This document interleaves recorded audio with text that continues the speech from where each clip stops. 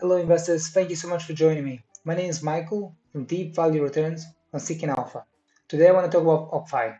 So, OppFi has sold off meaningfully in the last several months, and I'm going to go through and talk about some of the bullish considerations, some of the bearish considerations. I'm going to talk about its valuation and really how this kind of shakes out for investors and what you kind of should be thinking about when you look at OppFi. So in the last several months, the stock is down 50%. Nobody wants that, and it's been a difficult time. So a few considerations kind of surface straight away. The first thing that I kind of come to is that a lot of fintech companies have sold off substantially in the last several months, and if I was an OppFi shareholder, that wouldn't be a reason for me to kind of get very much some trepidation or wouldn't get myself too worried on that angle. Also, remember that OppFi came to the public markets via SPAC, so now on the background we've seen the de-SPAC trade. So that's also kind of something that has been happening a lot. So if I was looking at that angle, I would say, okay, it's not really that big a deal either.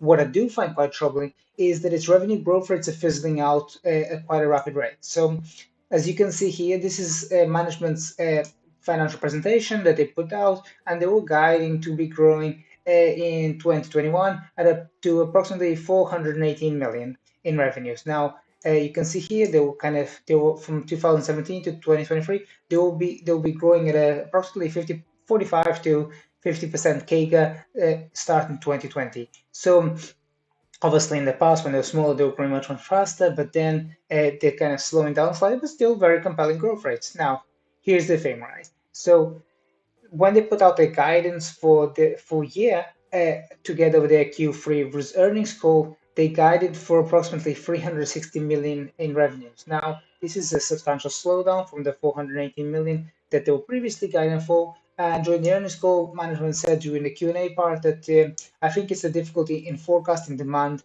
in an exogenous environment.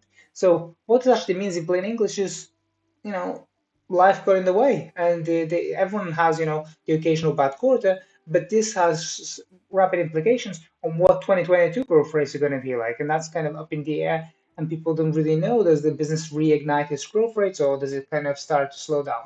On the other side, this is really bullish here. So even if we put aside the revenue growth rates, the business is already reporting very strong adjusted EBITDA numbers. Okay, so you can see here that for 2021, they're looking at approximately 32% of adjusted EBITDA numbers, and going into 2022, again, about 28%. So all in all, looking at a business that has approximately 30% EBITDA numbers. So that's really something that's very, very compelling. Or on the other side, think about this, right? So the business actually produces GAAP earnings. This is like in fintech, it's an oxymoron pretty much.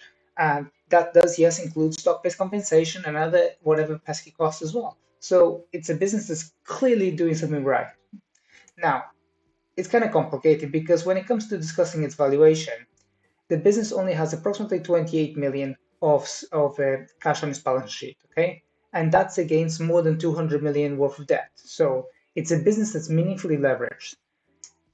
Further complicating things is that they just announced that they're going to buy back approximately 20 million worth of stock. So it kind of immediately makes me think, okay, the business is slowing down and you're deciding to buy back stock. First, 20 million for a 600 million market cap is a drop in the ocean. Secondly, that 20 million would be meaningfully worth substantially more if they were able to kind of reignite that growth rate. Because if you reignite that growth rate, you get a higher multiple in the stock rather than just deploying that cash to buy back stock right now. So it kind of, is management trying to manage the business for the long term, which, as for shareholders, that's something that's very interesting, or is it trying to just kind of bolster up the share price in the short term? So that's how it feels right now. So on yet the other side of the equation, you have to think about it. The stock is priced at approximately one-time sale. So at one-time sale for a business that already got profitable, that is really, really cheap. So in conclusion here, so whenever investing is never easy, right? And as the share price falls 50%, everyone is thinking first and foremost about the risks and the worries, and no one's really talking about and thinking about the upside potential. So a lot of the bearish considerations are already reflected in the share price because, buying one-time sales is already pricing in a lot of negativity already. Now, no one's looking at the share price and thinking that this is a particularly rosy scenario.